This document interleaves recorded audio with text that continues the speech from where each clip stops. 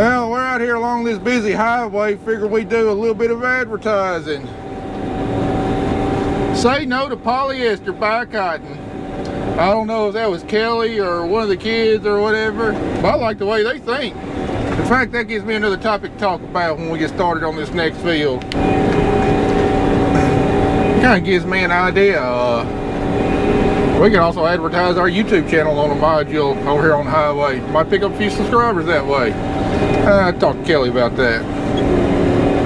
And then Zach started a couple years ago playing off the Chick-fil-A of eat more chicken, doing wear more cotton. Of course, normally we spell it like weird. Funny when it comes to my kids writing papers for school, they can't spell worth a lick, but when I actually want them to screw up the spelling for advertising, they get it right.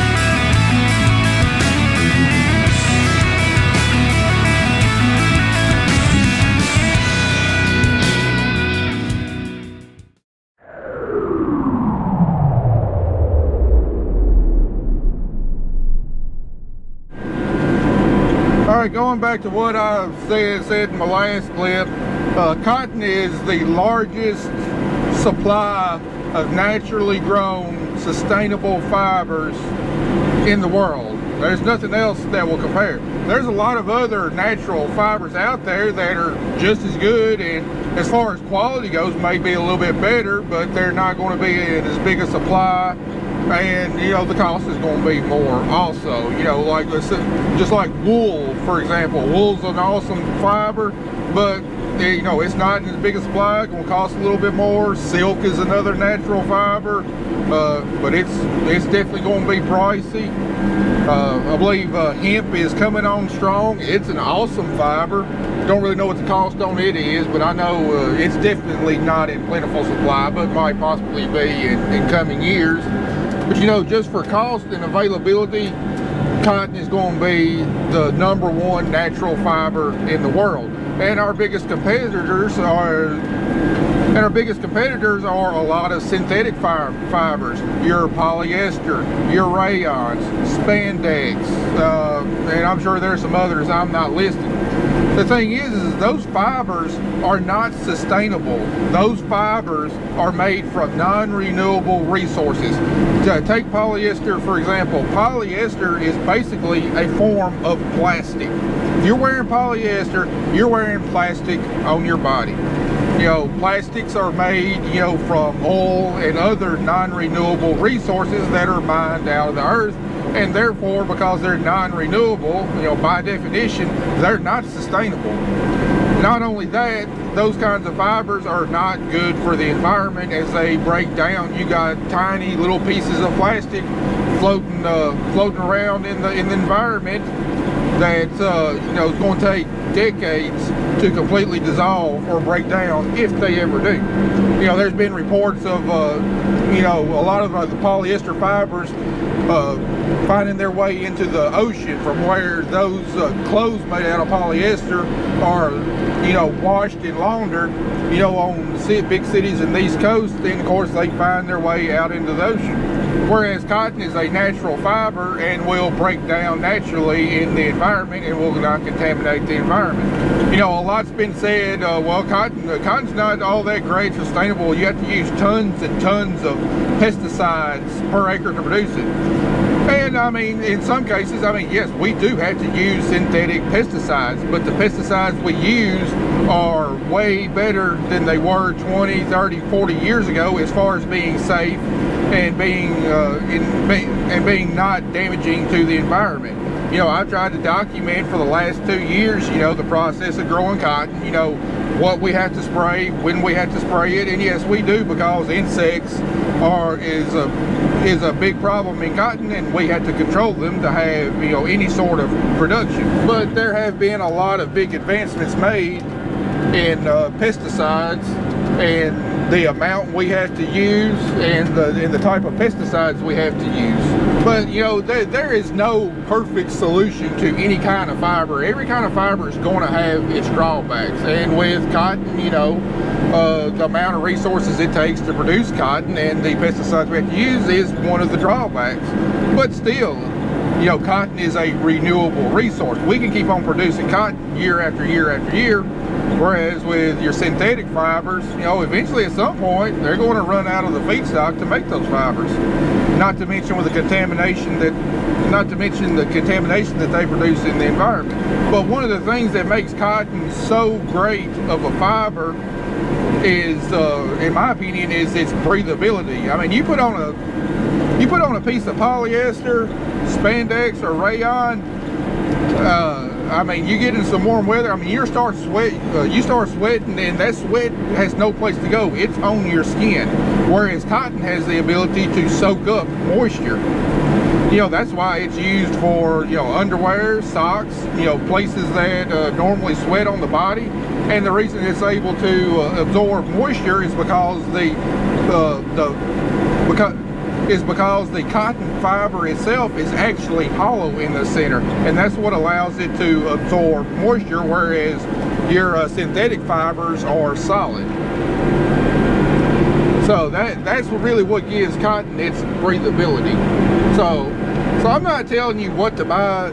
Everybody's got a right to make their own choice, but I'm just trying to give you the information that you need to make buying choices that suit your needs. And in my opinion, I believe cotton is one of the most superior fibers out there. And I personally won't wear anything other than cotton. I might wear a little bit of wool, you know, in a nice suit or something like that. But in general, you know, all of my clothes, because let's face it, I'm pretty dang hard on my clothes in the environment I work in. I need something that's cheap, I need something that's tough, I need something that's breathable, and for me, cotton fits the bill on every one of those check marks. But as far as sustainability goes in cotton, you know, myself, other growers around the nation, organizations around the nation, we're making a real big push to try to become even more sustainable in our cotton production. You know, take for example our use of cover crops and our use of manure to be able to produce fiber. In the last 7-8 years, I've drastically cut my inputs that I'm applying to my cotton crop, thus making it even less impactful on the environment. And there's one organization that's making a real big push to have all of American cotton labeled as sustainable. So these companies that produce clothing, you know, your Wranglers and other companies, because there's a real big push from these companies to be able to label their clothing as sustainably produced. But the Cotton Trust Protocol put on by the National Cotton Council is doing its best to quantify all of our practices and determine whether they're sustainable or not, and then how we can become even more sustainable. And our hope in the future is that enough growers will enroll, enough progress will be made that, you know, all of the U.S.'s cotton crop can be classified as sustainable. As far as our farm, we've done everything we can to be as sustainable as possible, to use as few resources as possible when producing our crop. You know, when we started utilizing cover crops, we saw the great benefits that could be had from reduced pesticide use, especially herbicide use. We drastically reduced the amount of herbicides we were applying to our cotton crop in order to keep it weed free, because we saw how much of a benefit cover crops were doing in helping us minimize the amount of weeds in our fields. And not only that, we were able to drastically lower our fertilizer usage. You know, when it comes to fertilizer, nitrogen is one of the biggest polluters in the environment, because it can easily be lost from its target point. It can either be leached through the groundwater down into the earth. It can run off the fields into our rivers. It can volatilize and return into a gaseous form, going back up in the atmosphere. But the standard recommendation from the University of Tennessee as far as nitrogen nitrogen application in cotton is to apply 80 pounds per acre of nitrogen. A lot of farmers follow that. Some farmers really shoot for the moon and they apply more nitrogen, 100 to 120 pounds an acre. We're producing, right here, we're producing 3 bale cotton. We're producing it with 40 pounds of nitrogen. And we're able to do that through the capturing of nitrogen with legumes, putting into the soil for our cotton crop, and also our use of manure. So we're only using 40 pounds of synthetically produced nitrogen on this cotton crop to produce 3 bales an acre.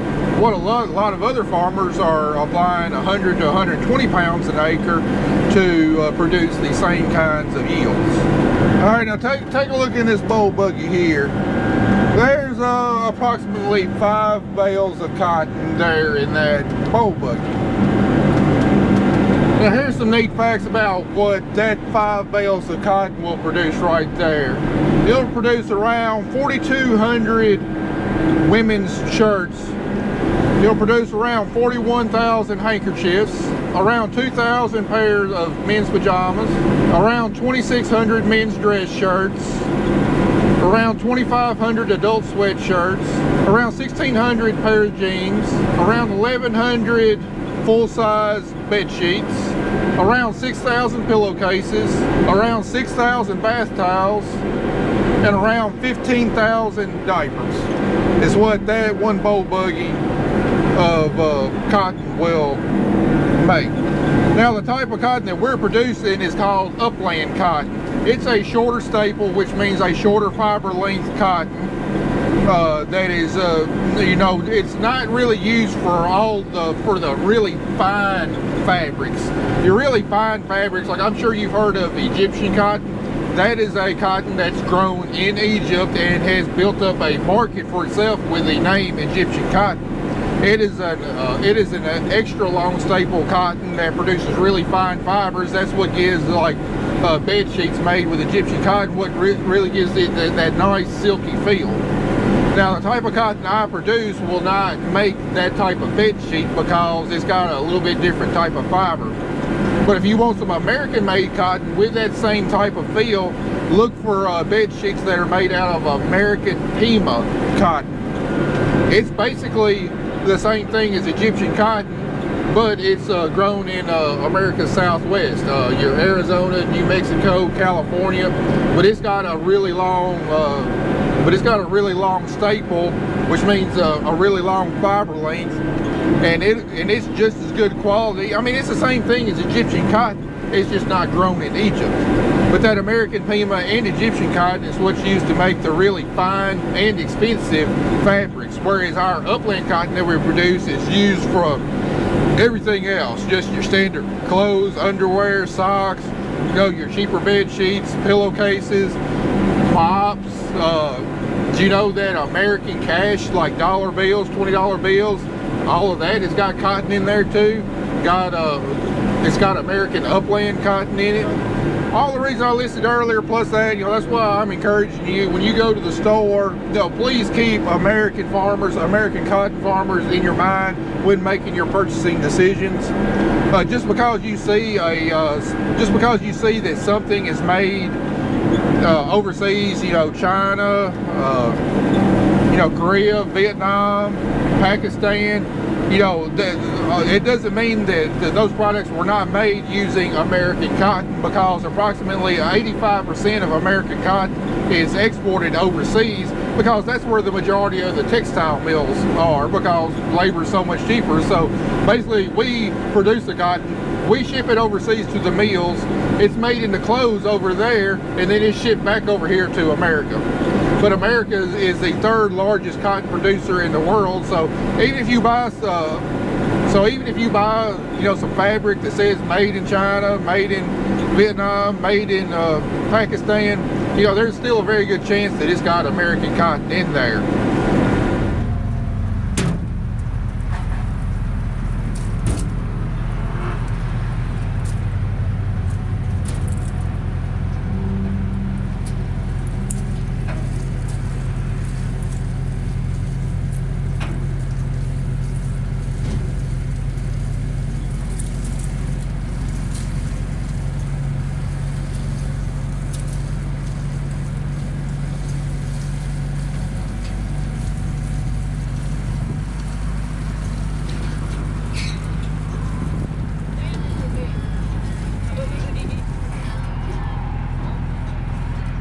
Nothing says farming like the city. We are parked in our other landlord's soybean field because we can't get into the bottom over there.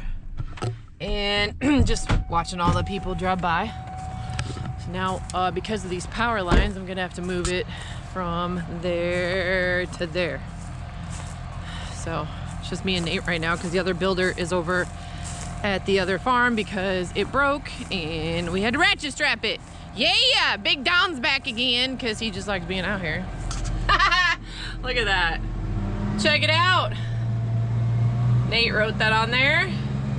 Let everybody know, well, there's your clothes. It's awesome. So because it's Friday night and it is 10 after 6, traffic has been pretty bad.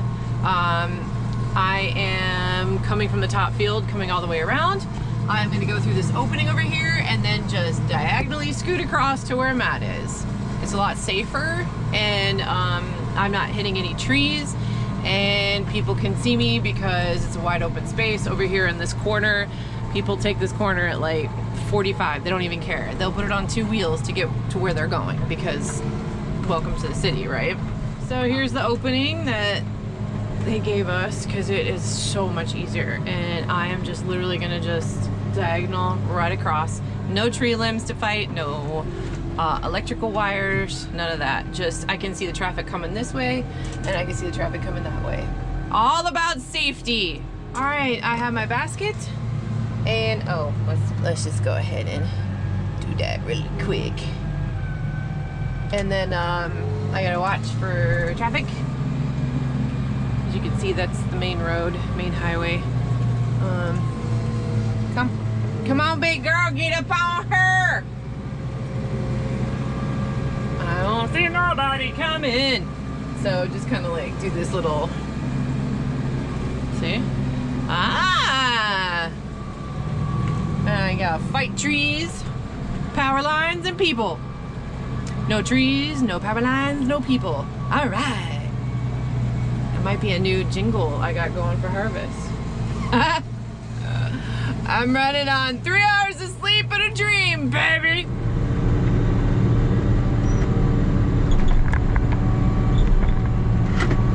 How are we looking on that second module, Kelly? Has 2 baskets in it. With this cotton, I can only do about 3.5 maybe. I'm thinking after you dump this one in there, probably pull off and start another one. I think that'll probably work out best. You want this whole basket in there? Yeah, I'd say a majority of it. I mean, you can leave a little bit for the third module. I think it'll work out both ways. Okay. Well, we got look like about 6 more acres left on this farm number. Baiting, it's starting to get a little damp. Been dark here for probably about 30-45 minutes. I'm debating on whether to go to the next farm number and start another module because we won't be able to finish that module before it gets too wet. Then we got rain coming in tomorrow. Last I heard, somewhere between noon and 2 o'clock. But the last thing I want to do is for it to show up a little early. And, you know, we got half a module there. Then we got a mess on our hands. Let's check the latest forecast, see what NOAA says. Showers likely. Highs in the upper 60s. South winds 5 to 10 miles an hour. Chance of rain 70%. Well, they didn't give the exact timing. They just said 70% chance of rain tomorrow afternoon. I don't know. Decisions. Hello? Got a question for you. Go ahead. You ain't got a spare tire for these trailers, do you? Check my small utility trailer in the shed beside my house. It's got a spare tire bolted onto the side, and it might be the right size. Is it 5 loads? I think we may have found one. Okay. Sorry about that. Uh-oh, sounds like they might be having problems out on the zombie trail tonight with a flat tire on the trailer. Ain't much I can do about it though, unfortunately. Hope they get it fixed, because I imagine there's going to be a pretty big crowd tonight. Last weekend in October. It's supposed to be raining tomorrow night and possibly Sunday night, so I imagine a lot of people, if they're going to come, they're going to look at that weather forecast and go ahead and try and come tonight. Dodging these armadillo holes is like playing in a minefield. Loads of fun. I'll be sure to bring some orange flags out here tomorrow so I can flag them for you. You can see them in the dark. Well, trust me, I don't think I've missed a single one myself either. You know, I kind of have to cover the whole field. Way easier to hit it with a cotton picker than a freaking tractor and a buggy. That tractor rides way better than a picker does. Beg to differ. Oh, okay. We'll see about that. How you think Roy feels? He's 78 and has 1982 headlights. He sure can't see them. And he's got small wheels on the front. I think it's because he's so old he doesn't feel it anymore. But he'll be feeling it in the morning. How much do you have left over here? I think I can get in one more basket. I mean, it winds up here pretty quick. Just got this little neck over here on the right. Okay.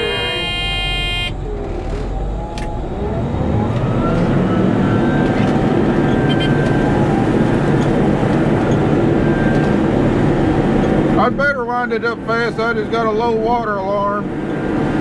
I tell you what, I've had plenty of time to sit and wait, because I mean, it's cotton yielding just shy of 3 bales an acre, and then Kelly's got to carry it across the road onto another farm and up there on the corner, because there's no way we can get there's no way a module truck can get down here to pick up modules. So I've had a lot of time to sit here and wait and scroll through Facebook, and it's getting that time of year, and I think I'm gonna start defriending a lot of people on Facebook.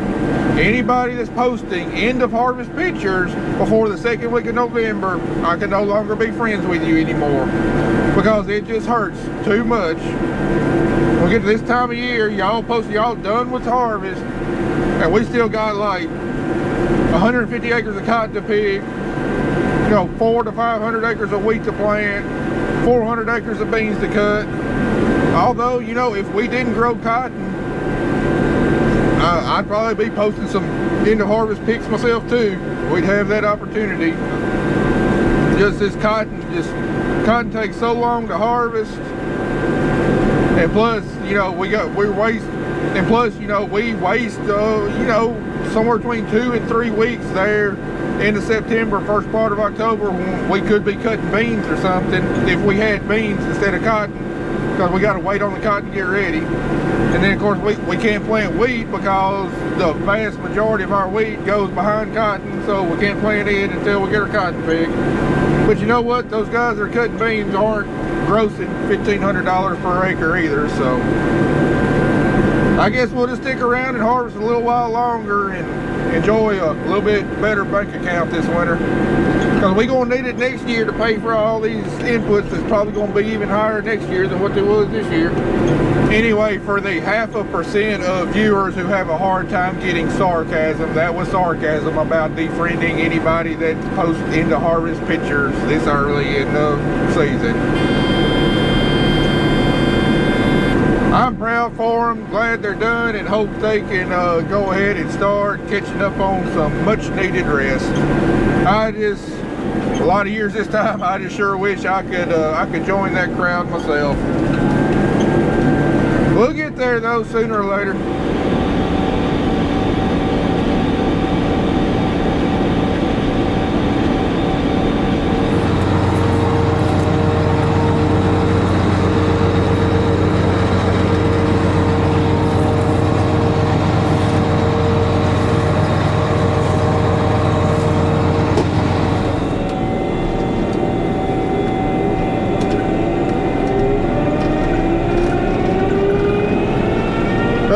Got done with that farm. It's about 8:30. While Kelly and Nate are finishing up that module, I'm gonna go back up here to where we was picking, get the heads cleaned out, then we're gonna try and get everything moved back up there where hopefully we can get serviced and up and going real early in the morning, because we ain't gonna have We're not gonna have a lot of time to work tomorrow, and I want to try and get as much of this cotton in a module as I can before the rain gets here.